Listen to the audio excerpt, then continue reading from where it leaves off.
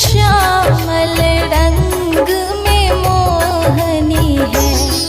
उस रूप सुधा से स्नेहियों के दृग प्याले भरेंगे कभी न कभी। रविनाथ का नाम दया निधि है, तो दया भी करेंगे कभी न कभी।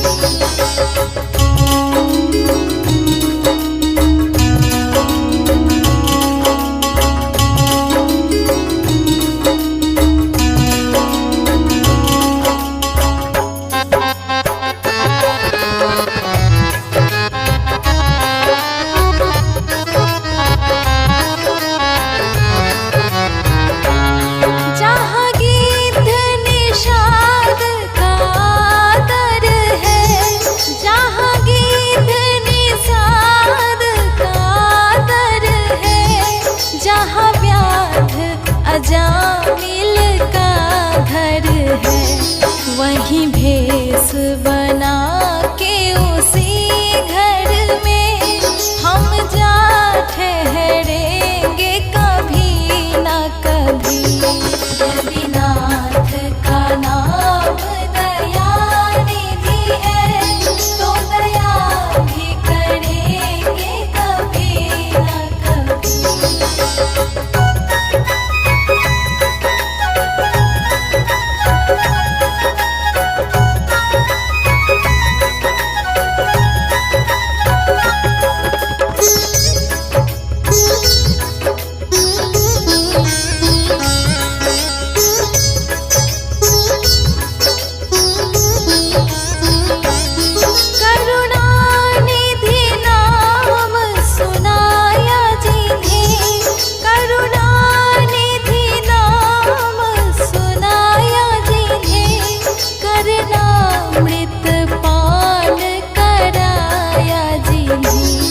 सरकार अदालत में ये गवाह सभी गुजरेंगे कभी न कभी।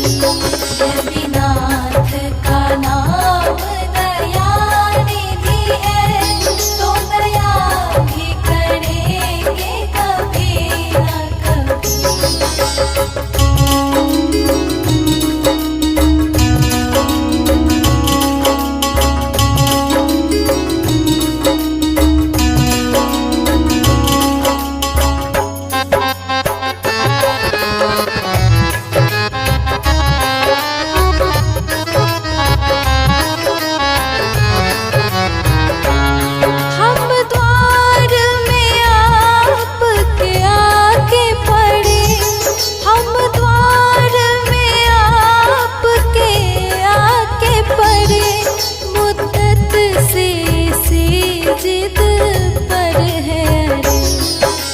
सिंधु तरे जो